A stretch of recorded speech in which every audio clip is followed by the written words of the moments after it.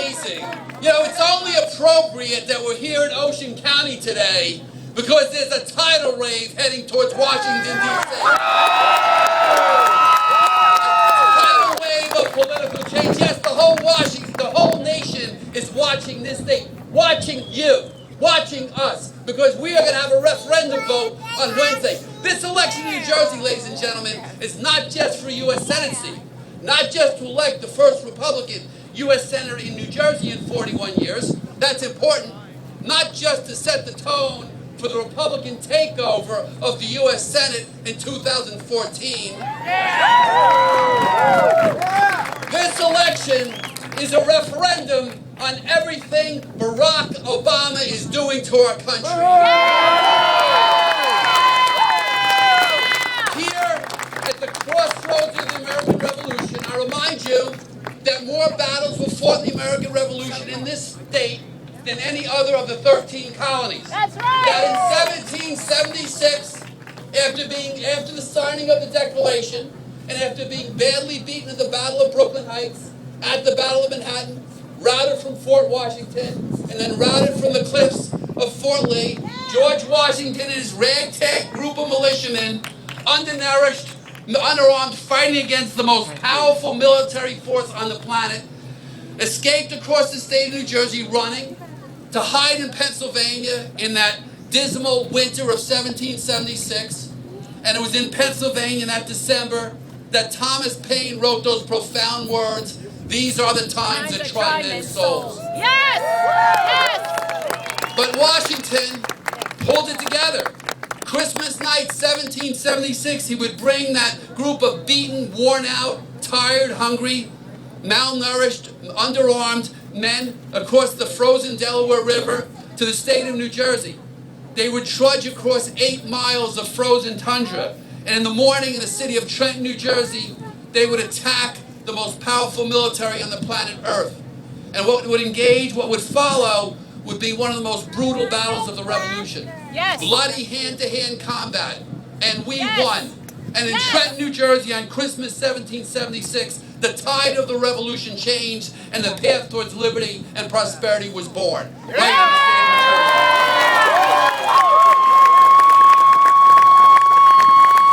So it is only appropriate that it's the state of New Jersey where will we reestablish the value, the meaning, and the importance of the Constitution of the United States and the Bill of Rights, right in this state. Ladies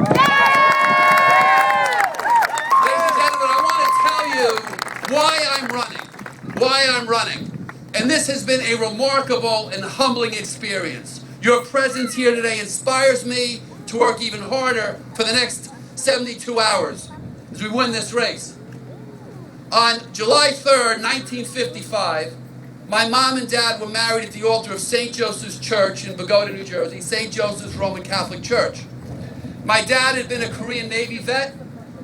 The day my parents came out of those church doors in 1955 with those big smiles of a young couple, looking forward to a bright, future full of hope and opportunity, they were looking forward to decades of America leading the world. A nation coming off of the greatest generation, having saved the world from the threats of the Nazis, Japan, the Axis Alliance, paving the way for freedom for the world into what must be the most prosperous industrial manufacturing nation the world had ever seen.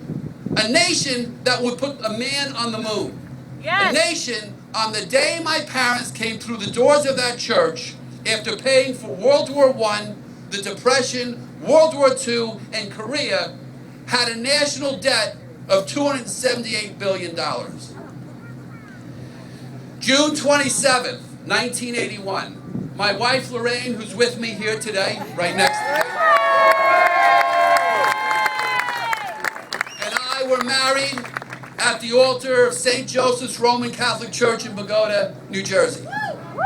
The day we came through those church doors, and I remember those feelings of hope and desire for a bright new future, we would be looking forward to one of the most prosperous decades in American history under the leadership of a man named Ronald Reagan. A man who had a vision of a limited government, individual liberty, constitutional government, a man whose leadership and powerful support of our military would take down the evil Soviet Union without firing a shot. That's leadership. That's power. That's prosperity. The day my wife and I emerged through those doors, the national debt stood at $990 billion. But ahead of us was prosperity and economic growth. I would be able to build a business from scratch, create real jobs, something very hard to do in this country today. Fast forward to September 29th, 2012. My daughter Katie, who's also standing with me right now, was married at the altar of St. Joseph's Roman Catholic Church in Pagoda, New Jersey. Ladies and gentlemen, that's tradition. That's family. That's family values. It was a beautiful thing to see, although the altar had changed somewhat since Vatican II. The doors of that church didn't. So I watched my daughter emerge from those same church doors on that beautiful day with those big smiles of hope and opportunity. Her and her new husband are emerging into a world where the American dream is diminishing. A nation whose leadership in this world is shifting. America whose foreign policy is taking a back seat to the president of Russia. Whose military we watch being dismantled. Whose Navy is at its all-time low since World War I. Whose technology in the Air Force is becoming second-rate. You know, we need a powerful Navy if we're going to defend shipping routes against pirates and foreign aggression. Our founders understood this. We seem to forget these things. It's no coincidence, as we dismantle our Navy, China happens to be building a bigger Navy. Yeah. We don't think long-term, do we? But on that day that she emerged from those doors, we've seen a massive explosion of government on a scale we have never seen before. One that intrudes into every corner of our lives. One that thinks they can plan everything that we do, from our health care to how we educate our children. A government where a group of intellectual elites in their ivory towers in Washington, D.C. want to tell us how to live our lives. On the day my daughter came through those church doors a year ago, the national debt had careened to a staggering $16 trillion. Oh my God. Doubling under Obama. More debt under one president than all the other presidents combined. Debt is the enemy of prosperity. But it is a symbol of a growth of government that has spun out of control. One that chokes our economic future and our economic prosperity. And at the end of the day, it's our very liberties that are on the line. I'm running to be the next U.S. Senator from New Jersey for the United States of America because I'm going to go to Washington, D.C., and I'm going to join those group of conservatives that are going to stand up for constitutional rights, limited government, and against Obama. You know, it's time we held the line. I want to stand and fight right now so my children don't have to do it. And ladies and gentlemen, and I'm allowed to say this, I learned 3 weeks ago, I'm going to be a grandfather.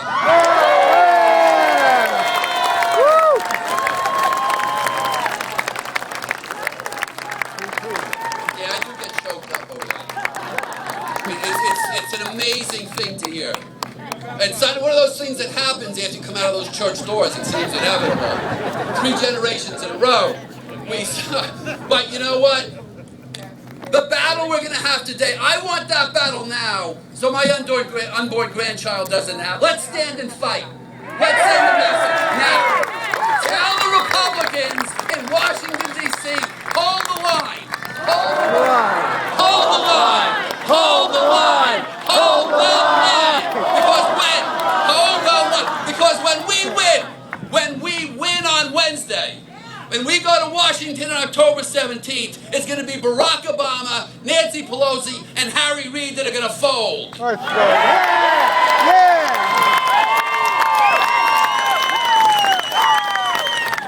This is about a government that now thinks they should control our health care. You know, back in 1960, when I was just going to go into kindergarten, there were 9.6 million families in this country under poverty.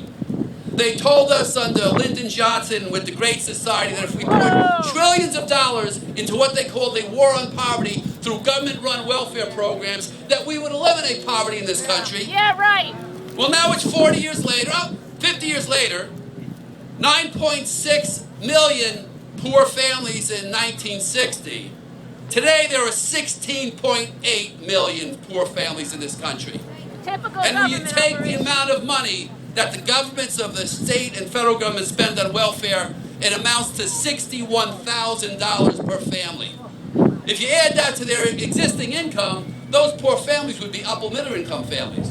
So you have to wonder how successful the left has been in advancing their welfare state upon us. And there is no better model for failure than the failure of the welfare state under the control of my opponent, the mayor of Newark, Cory Booker. Now a government that has failed miserably at solving the poverty problem now wants to step into your health care. Bureaucrats and regulators in Washington want to make your health care decisions for you. The president said with his new plan, if you like your health care insurance, you can keep it. Liar! Liar! Last 3 weeks, almost 1 million New Jerseyans, almost 1 million, have received letters. Well, guess what? They can't keep it. He lied. He lied when he said it. Obamacare is an assault on our liberty. Now, the people who lost the war on poverty want to interfere in your health care. Now they want to tell you how to educate your kids. Now the Federal Department of Education wants to tell you what your children will learn, how you will learn it, why will they learn it, while gathering statistics on your children. They're not going to teach about liberty. No. They're not going to teach about the Constitution. They're going to teach about their big government vision. Well, my wife, Lorraine, my daughter, Katie, are both teachers. They can tell you a lot more about teaching kids than President Obama can. Yeah. They'll tell you that every child is different, that their education should be tailored to the child. That's right. That the way to educate a child is with a parent, a teacher, and a student, not some regulator in Washington, D.C.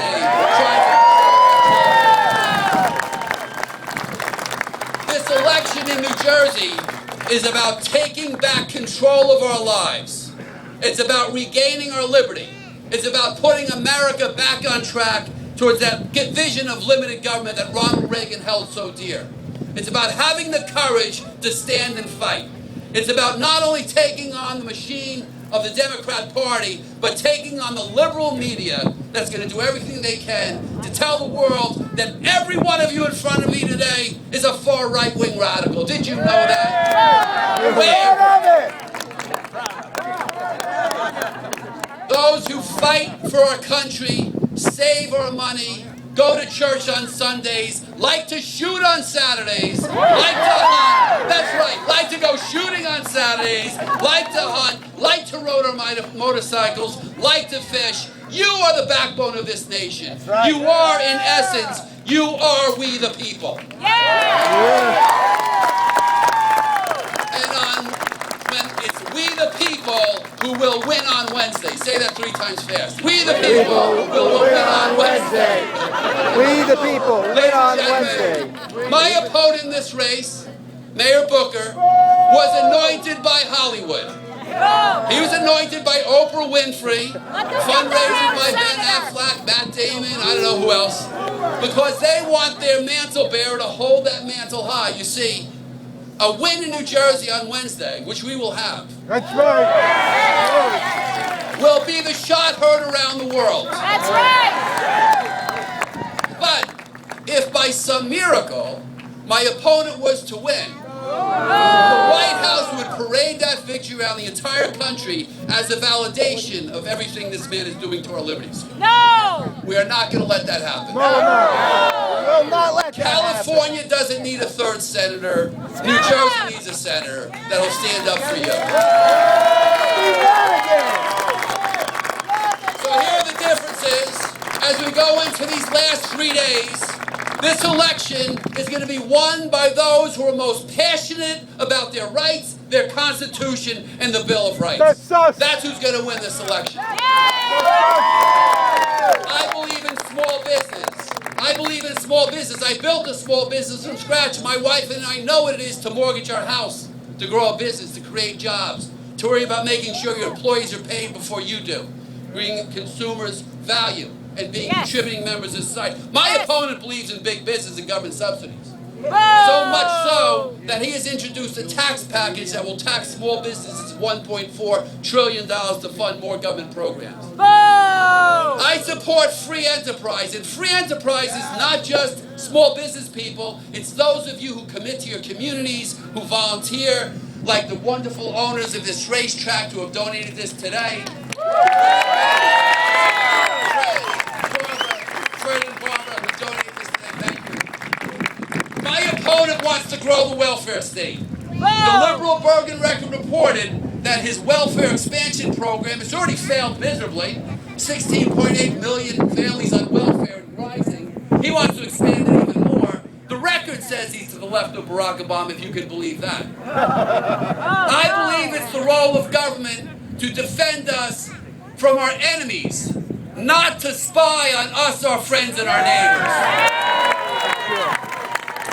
Not to gather data on our children, our bank records, our healthcare records. No. Anyone who sacrifices liberty for security deserves neither liberty or security. My opponent supports the governance abuse of the NSA and of the IRS. Shocking. But most of all, ladies and gentlemen, and this is what this is election about. This election is about reestablishing the meaning of constitutional government. I support the Constitution of the United States and the Bill of Rights. The entire Bill of Rights. The entire Bill of Rights. That First Amendment that allows us to be here today, that Fourth Amendment, critical to our privacy, every amendment, including the Second Amendment to the Constitution. I want my daughters standing here today to have the right to protect their families, themselves, and their property from assault by others. It's about a woman's right to defend herself, and they want to take that right away.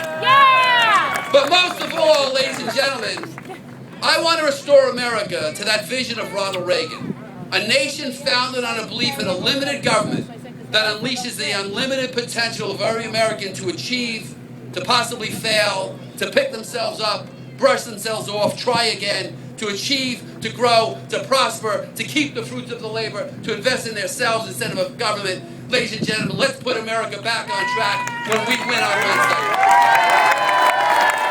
Now, thank you. I want to ask my opponent has brought another ally in as they panic over the fact that their polling numbers are failing. You see, my opponent would rather tweet about poll dances instead of poll numbers because it's his poll numbers that are collapsing. But as you go into this race, we need money. We've been outspent 12-1. Wow. So if you see any of the people around here with the red fleeces and you can donate so we can be on the air on Monday and Tuesday and go toe-to-toe, because he has brought in the king of the nanny state, the man who most hates the Second Amendment, Michael Bloomberg. We are not going to allow Michael Bloomberg to decide who the next senator of New Jersey is. You're going to decide. Thank you. To my wife and daughters who stood by me, I cannot thank you enough. To you guys out there today, it's wonderful to see you here. It's amazing. State's never seen this before, because we're on our way to victory. That's right. And it's my honor to introduce a woman who has led the conservative movement for freedom and liberty.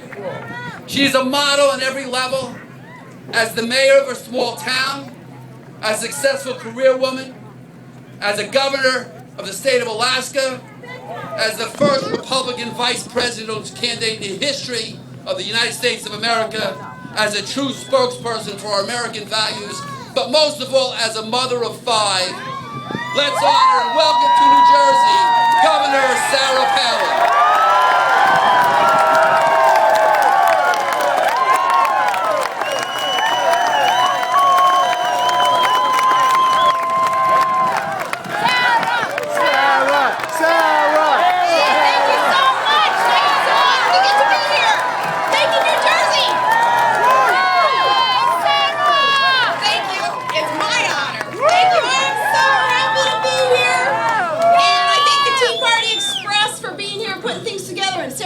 For getting me here, and especially I thank the great one, Mark Levin. Hey,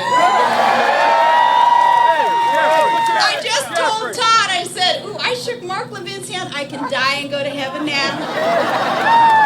Mostly, though, from the bottom of my heart, I thank you for being here. You who have that Jersey fight in you, not backing away from the fight that we're all facing right now for the future of our country. And I know that you're busy people. I know that there are other things perhaps you could be doing on a windy Saturday afternoon, but you're here for love of country. And who minds us with? Shoot, Todd and I, we're thawing out here and getting suntan. This is beautiful. We love this state. It's gorgeous. And especially though, I thank Steve for his boldness.